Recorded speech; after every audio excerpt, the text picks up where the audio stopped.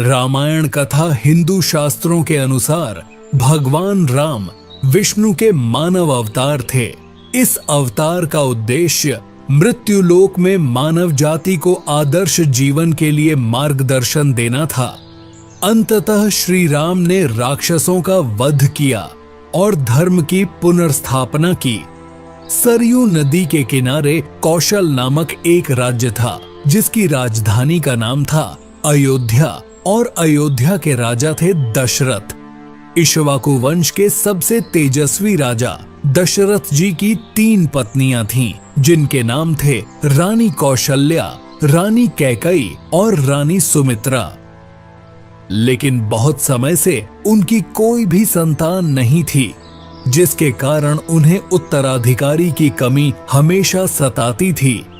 इसके विषय में उन्होंने ऋषि वशिष्ठ से बात की और पुत्र कामाष्टि यज्ञ करवाया। यज्ञ के कारण उनके पत्नियों को 4 पुत्र रत्न प्राप्त हुए। उनकी पहली पत्नी माता कौशल्या से प्रभु श्री राम का जन्म हुआ। माता कैकई से भरत जी का जन्म हुआ और माता सुमित्रा से लक्ष्मण और शत्रुघ्न जी का जन्म हुआ। सभी राजकुमार शास्त्रों में और युद्ध कला में निपुण थे। भगवान श्री राम लगभग 16 वर्ष के हुए तब ऋषि विश्वामित्र राक्षसों के खिलाफ मदद की तलाश में राजा दशरथ से मिलने आए और यज्ञ में विघ्न डालने वाले राक्षसों का अंत करने में श्री राम और लक्ष्मण जी की मदद मांगी। भगवान श्री राम और भाई लक्ष्मण जी पिता के आदेशानुसार ऋषि विश्वामित्र की मदद करने निकल पड़े और राक्षसी ताड़िका के साथ साथ कई राक्षसों का अंत करने में सफल रहे, जिसके फलस्वरूप ऋषि विश्वामित्र जी ने उन्हें कई दिव्य अस्त्र प्रदान किए। एक दूसरे प्रदेश मिथिला के राजा जनक भी निसंतान थे। ऋषि के कहने पर राजा जनक ने अपने राज्यों के खेत में हल चलाना शुरू किया। हल चलाते समय उन्हें एक धातु से टकराने की आवाज आई। राजा जनक ने देखा तो उन्हें शीत के कलश में एक कन्या जमीन में घड़ी हुई मिली। उस कन्या को जैसे ही राजा जनक ने मिट्टी से निकाला, राज्यों में बारिश होने लगी और उस कन्या को राजा जनक अपने महल ले गए। हल के निचले हिस्से को शीत कहा जाता है, इसलिए उस कन्या का नाम सीता रखा गया। धीरे धीरे मां सीता बड़ी हुई और उनके विवाह का समय आया। श्री राम अयोध्या के राजा दशरथ के ज्येष्ठ पुत्र थे। श्री राम बहुत ही साहसी, बुद्धिमान और आज्ञाकारी, और मां सीता बहुत ही सुंदर और पुण्य आत्मा थी। माता सीता की मुलाकात श्री राम से उनके स्वयंवर में हुई, जो सीता माता के पिता मिथिला के राजा जनक द्वारा आयोजित किया गया था। ये स्वयंवर माता सीता के लिए उत्तम वर की खोज में आयोजित किया गया था। राजा जनक ने माता सीता के स्वयंवर में एक शर्त रखी, जिसमें उन्होंने शिव जी के धनुष को उठाकर उसमें रस्सी चढ़ाने वाले व्यक्ति से माता सीता का विवाह करने की शर्त शामिल थी। उस आयोजन में कई राज्यों के राजकुमार और राजाओं को आमंत्रित किया गया था।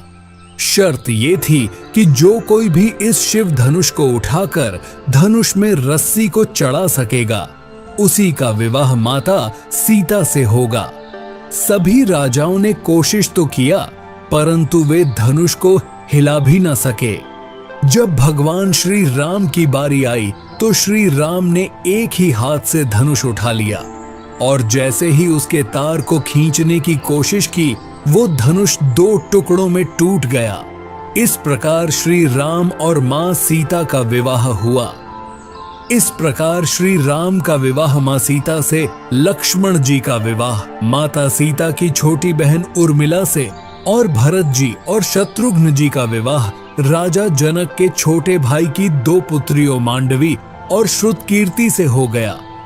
जब प्रभु श्री राम भगवान शिव का धनुष तोड़ देते हैं तो इसकी सूचना परशुराम जी को मिलती है और वे क्रोधित होते हुए जनक की सभा में आ जाते हैं। वहां जब वे राम को भला बुरा कहने लगते हैं तब लक्ष्मण जी से रहा नहीं जाता और फिर वे परशुराम का मजाक उड़ाते हुए उन्हें कटु वचनों में शिक्षा देने लगते हैं। बाद में श्री रामचंद्र जी और परशुराम जी में बहुत बहस होती है और अंत में श्री राम जी उनके क्रोध को शांत करते हैं और उन्हें अपना परिचय देते हैं और परशुराम जी वहां से चले जाते हैं। भगवान परशुराम को विष्णु जी का अवतार माना जाता है। जब श्री राम की एक तरफ राज तिलक करने की तैयारी हो रही थी, तभी उनकी सौतेली माँ कैकई अपने पुत्र भरत को अयोध्या का राजा बनाने का षड्यंत्र रच रही थी। ये षड्यंत्र बूढ़ी मंथरा के द्वारा किया गया था। दरअसल रानी कैकई ने एक बार राजा दशरथ के जीवन की रक्षा की थी।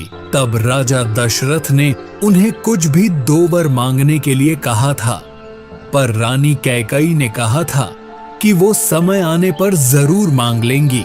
उसी वचन के बल पर रानी कैकई ने राजा दशरथ से पुत्र भरत के लिए अयोध्या का सिंहासन और श्री राम के लिए 14 वर्ष का वनवास मांगा। श्री राम तो आज्ञाकारी थे, इसलिए उन्होंने अपनी सौतेली माँ कैकई की बातों को आशीर्वाद माना और देवी सीता और प्रिय भाई लक्ष्मण जी के साथ 14 वर्ष का वनवास व्यतीत करने के लिए राज्य छोड़कर चले गए। इस असीम दुख को राजा दशरथ जी सह नहीं पाए और उनकी मृत्यु हो गई। कैकई के पुत्र भारत जी को जब ये बात पता चला तो उन्होंने भी राजगद्दी लेने से इनकार कर दिया और अपने बड़े भाई श्री राम को वापस लाने के लिए वन चित्रकूट में गए। भारत जी ने प्रभु श्री राम से बहुत विनती की कि आप घर चले और राज्य संभाले, लेकिन प्रभु श्री राम ने उन्हें ये कहकर लौटा दिया कि पिता को दिया हुआ वचन नहीं तोड़ सकता। भरत जी के द्वारा नहीं आने पर उन्होंने प्रभु श्री रामचंद्र जी की चरण पादुका ले ली और उसे लेकर चले गए। राजा भरत ने सिंहासन पर श्री रामचंद्रन की चरण पादुका रखकर 14 वर्ष तक शासन किया था। उधर श्री राम, मां सीता और भाई लक्ष्मण जी वनवास के लिए निकल पड़े। रास्ते में उन्होंने कई असुरों का संहार किया और कई ऋषि मुनि और अच्छे लोगों से भी मिले। वे चित्रकूट में एक छोटी सी कुटिया बनाकर रहने लगे। एक बार की बात है, लंका का असुर राजा रावण की छोटी बहन सूर्पणखा ने श्री राम को देखा और वो मोहित हो गई। उसने श्री राम को पाने की कोशिश की, पर श्री राम ने कहा कि मैं तो विवाहित हूँ, मेरे भाई लक्ष्मण से पूछ कर देखो। तब सूर्पणखा लक्ष्मण जी के पास जाकर विवाह का प्रस्ताव रखने लगी, पर लक्ष्मण जी ने साफ इनकार कर दिया। तब सूर्पणखा क्रोधित होकर माता सीता पर आक्रमण कर देती है। ये देखकर लक्ष्मण जी ने चाकू से सूर्पणखा का नाक काट दिया। कटे हुए नाक के साथ रोते हुए जब सूर्पणखा लंका पहुंची तो सारी बातों को जानकर रावण बहुत क्रोध में आ गया। उसके बाद रावण ने सीता हरण की योजना बनाई। योजना के तहत रावण ने मारीच नामक एक राक्षस को चित्रकूट की कुटिया के पास एक सुंदर हिरण के रूप में भेजा। जब मारीच को मां सीता ने देखा तो उन्होंने श्री राम से उस हिरण को पकड़कर लाने के लिए कहा। देवी सीता की बातों को मानकर श्री राम उस हिरण को पकड़ने उसके पीछे पीछे गए और लक्ष्मण जी को आदेश दे गए कि वे सीता माता को छोड़कर कहीं न जाएं।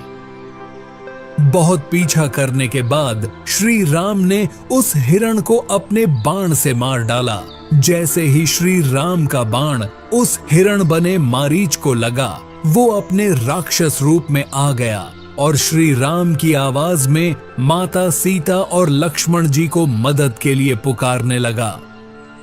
माता सीता ने जब श्री राम की आवाज में उस राक्षस के विलाप को सुना तो वे घबरा गईं और उन्होंने लक्ष्मण जी से श्री राम की मदद करने के लिए वन जाने को कहा।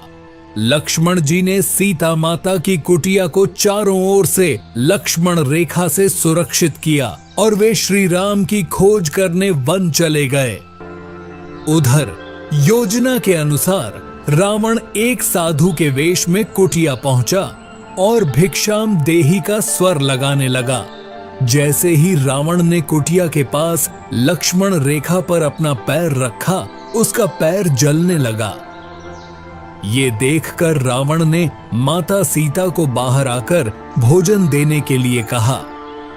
माता सीता लक्ष्मण रेखा से बाहर निकली रावण ने पुष्पक विमान में सीता माता का हरण कर लिया। और जब श्री राम और लक्ष्मण जी को पता चला कि उनके साथ छल हुआ है, तो वे कुटिया की ओर भागे, पर उन्हें वहां कोई नहीं मिला। जब रावण माता सीता को पुष्पक विमान में ले जा रहा था, तब बूढ़े जटायु पक्षीराज ने रावण से सीता माता को छुड़ाने के लिए युद्ध किया, परंतु रावण ने जटायु का पंख काट डाला। जब श्री राम और लक्ष्मण जी सीता माता को ढूंढते हुए जा रहे थे, तो रास्ते में जटायु का शरीर पड़ा था और वे राम राम का विलाप कर रहे थे। जब श्री राम और लक्ष्मण जी ने उनसे माता सीता के विषय में पूछा, तब जटायु ने बताया कि रावण माता सीता को उठा ले गया है, और ये बताते बताते उसकी मृत्यु हो गई। महावीर हनुमान जी किष्किंधा के राजा सुग्रीव की वानर सेना के मंत्री थे।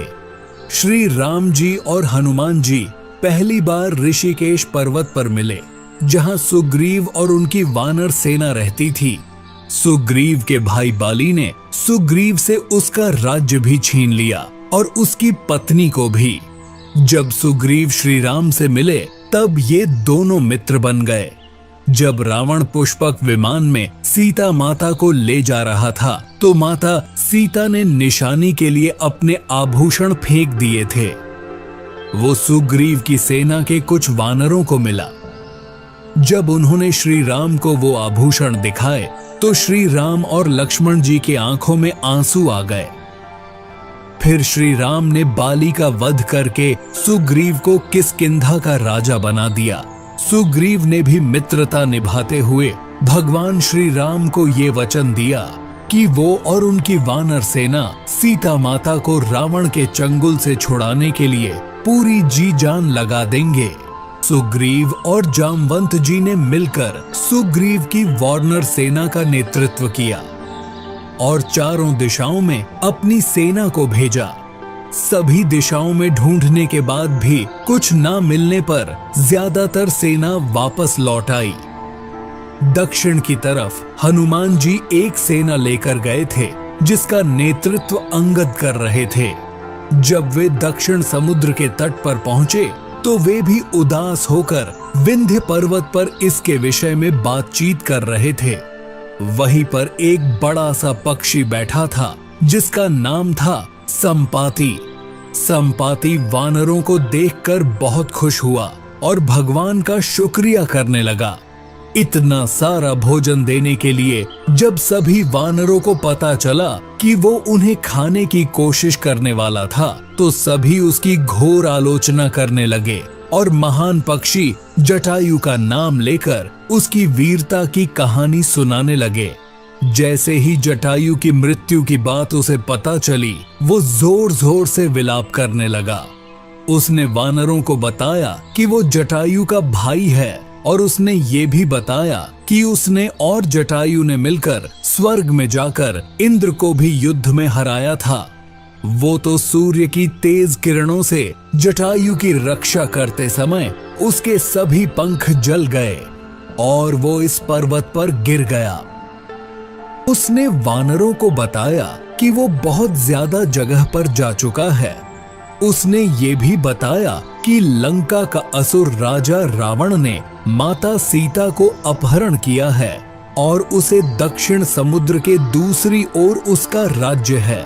इसके बाद जामवंत जी ने हनुमान जी की सभी शक्तियों को याद दिलाया, जिसे सुनकर हनुमान जी का मन हर्षित हो गया और वे समुद्र तट किनारे स्थित सभी लोगों से बोले कि आप सभी यही मेरा इंतजार करें, तब तक जब तक मैं सीता माता को देखकर वापस ना लौट आऊं। यह कहकर वे समुद्र के ऊपर से उड़ते हुए आगे चले गए। रास्ते में जाते समय सबसे पहले माणिक पर्वत आया। पर्वत ने हनुमान जी से कुछ देर आराम कर लेने के लिए कहा, पर हनुमान जी ने उत्तर दिया कि जब तक मैं श्री राम जी का कार्य पूरा न कर लूं, तब तक मेरे जीवन में विश्राम की कोई जगह नहीं है। और वे उड़ते हुए आगे चले गए। देवताओं ने हनुमान जी की परीक्षा लेने के लिए सांपों की माता सुरसा को भेजा। सुरसा ने हनुमान जी को खाने की कोशिश की, पर हनुमान जी को वो खा न सकी। उल्टा हनुमान जी उसके मुख में जाकर निकल गए और आगे चले गए।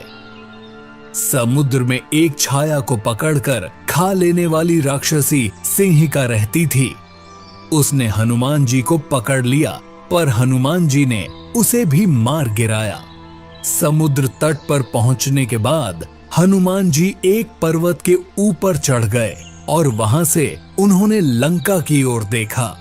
लंका का राज्य उन्हें दिखाई दिया, जिसके सामने एक बड़ा सा द्वार था और पूरा लंका सोने का बना हुआ था। हनुमान जी ने एक छोटा सा रूप धारण किया और वे द्वार से अंदर जाने लगे। उसी द्वार पर लंकिनी नामक एक राक्षसी रहती थी। उसने हनुमान जी का रास्ता रोका तो हनुमान जी ने एक जोर का गुस्सा दिया तो वो नीचे जाकर गिरी। उसने डर के मारे हनुमान जी को लंका के अंदर जाने दिया। हनुमान जी ने माता सीता को महल में हर जगह ढूंढा, पर माता सीता उन्हें कहीं नहीं मिली। थोड़ी देर ढूंढने के बाद उन्हें एक ऐसा महल दिखाई दिया जिसके सामने एक तुलसी का पौधा था। ये देखकर हनुमान जी अचंभे में पड़ गए और उन्हें ये जानने की इच्छा हुई कि आखिर ऐसा कौन है जो इन असुरों के बीच में भी भक्त है। ये जानने के लिए हनुमान जी ने एक ब्राह्मण का रूप धारण किया और उन्हें पुकारा। विभीषण अपने महल से बाहर निकले और जब उन्होंने हनुमान जी को देखा तो वे बोले, आपको देखकर मेरे मन में अत्यंत सुख मिल रहा है। क्या आप स्वयं श्री राम हैं? हनुमान जी ने पूछा, आप कौन हैं? तो विभीषण ने उत्तर दिया, मैं रावण का भाई विभीषण हूं। ये सुनकर हनुमान जी अपने असली रूप में आ गए और श्री रामचंद्र जी के विषय में सभी बातें बताईं। विभीषण ने निवेदन किया कि मुझे एक बार श्री राम से मिलवा दो।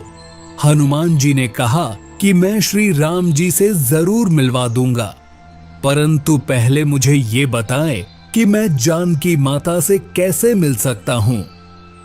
तब विभीषण ने हनुमान जी को बताया कि रावण ने सीता माता को अशोक वाटिका में रखा है। ये जानने के बाद हनुमान जी ने एक छोटा सा रूप धारण किया और वे अशोक वाटिका पहुंचे।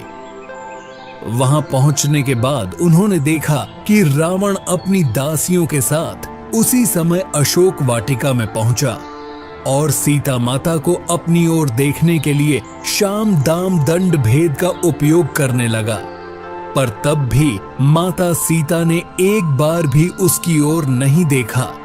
रावण ने सभी राक्षसियों को सीता माता को डराने के लिए कहा, पर त्रिजटा नामक एक राक्षसी ने माता सीता की बहुत मदद और देखभाल की थी और अन्य राक्षसियों को भी डराया, जिसे अन्य सभी राक्षसी भी माता सीता की देखभाल करने लगी।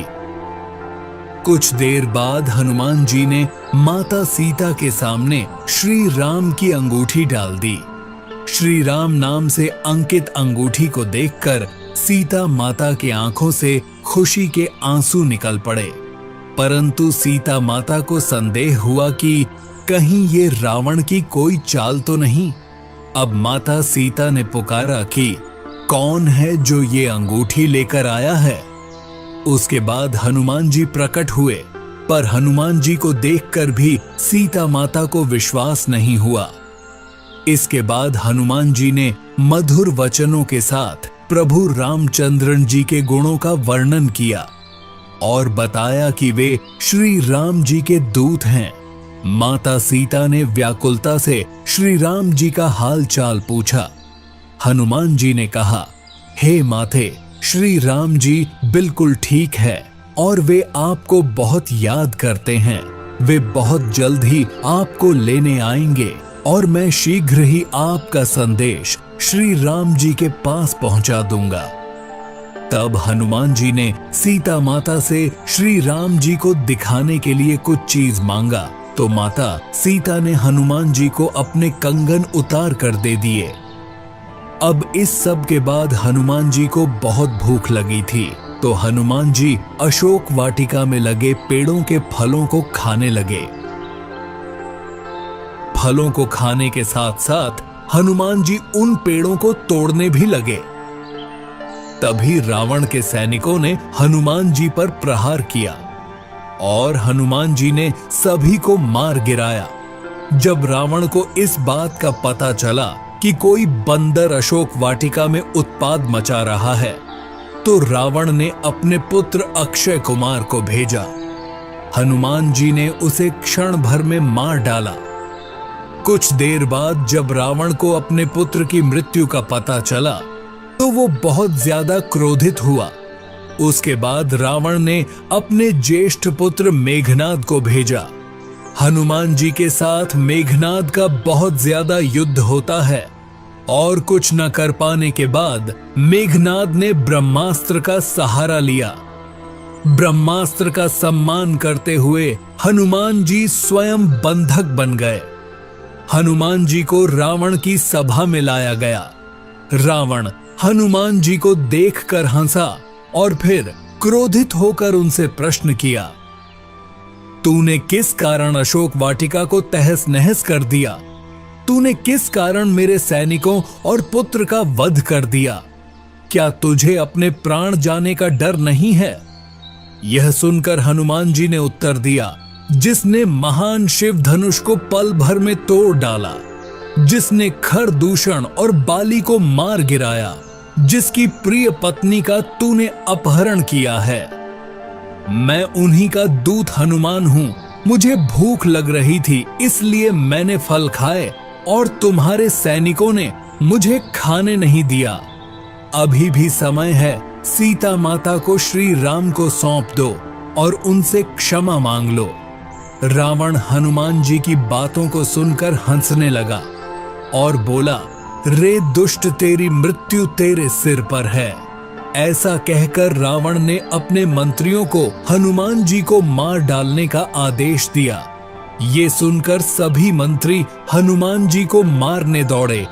तभी विभीषण वहां आ पहुंचे और बोले, रुको, दूत को मारना सही नहीं होगा। ये नीति के विरुद्ध है, इसे कोई और दंड देना चाहिए। सभी ने कहा कि बंदर की पूंछ उसे सबसे प्यारी होता है, क्यों ना तेल में कपड़ा डुबाकर इसके पूंछ में बांधकर आग लगा दिया जाए। हनुमान जी की पूंछ में तेल वाला कपड़ा बांधकर आग लगा दिया गया। जैसे ही पूंछ में आग लगी, हनुमान जी बंधन मुक्त होकर एक छत से दूसरे छत में कूदते गए और पूरी सोने की लंका में आग लगाकर समुद्र की ओर चले गए और वहां अपनी पूंछ में लगी आग को बुझा लिए। वहां से सीधा हनुमान जी श्री राम के पास लौटे और वहां उन्होंने श्री राम को सीता माता के विषय में बताया और उनके कंगन भी दिखाए। सीता माता की निशानी को देखकर श्री राम भावुक हो गए।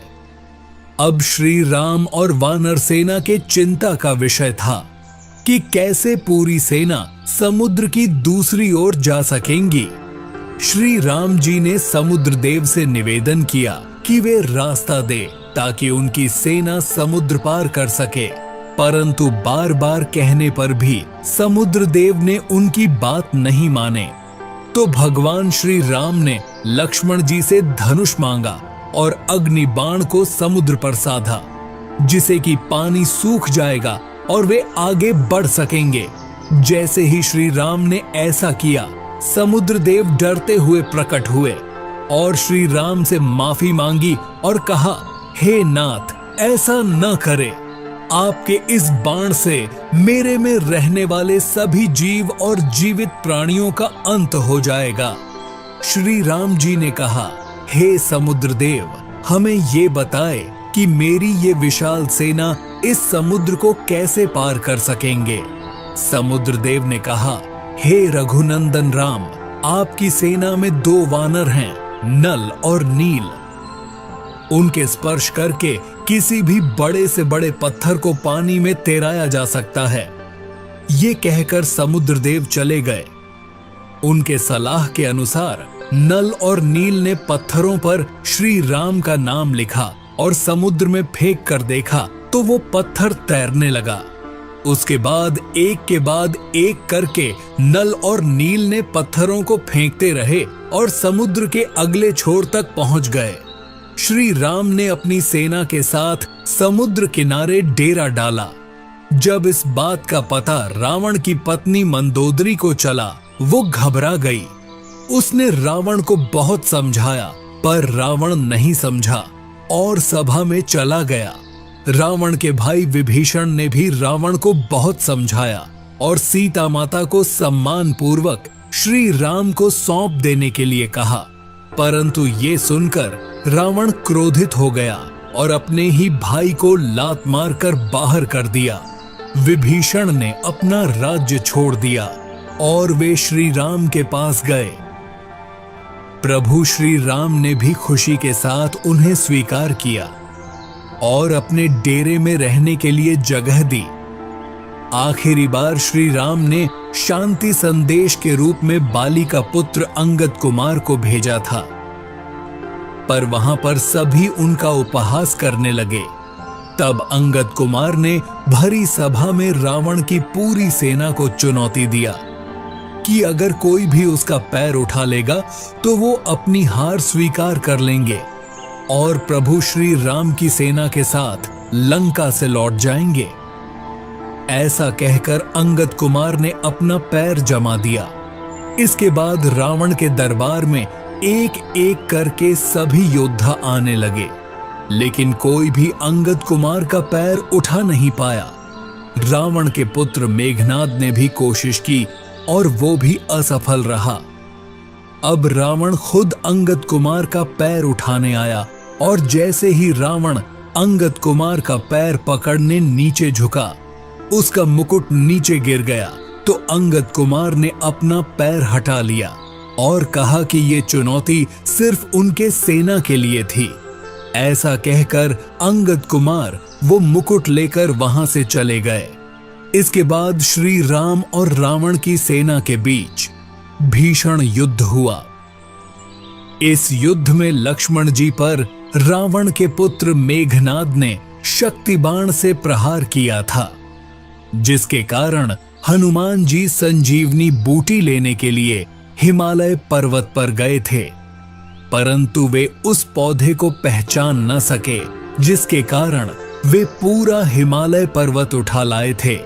रावण के भाई कुंभकर्ण जैसे महारथी असुर को भी भगवान श्री राम ने अपने बाण से मार गिराया। इस युद्ध में रावण की विशाल सेना को श्री राम की सेना ने परास्त कर दिया और अंत में श्री राम ने रावण की नाभि में बाण मारकर उसे मृत्यु लोक पहुंचा दिया और सीता माता को छुड़ा लेते हैं। श्री राम विभीषण को लंका का राजा बना देते हैं, परंतु श्री राम माता सीता से मिलने से पूर्व उनकी अग्नि परीक्षा लेते हैं।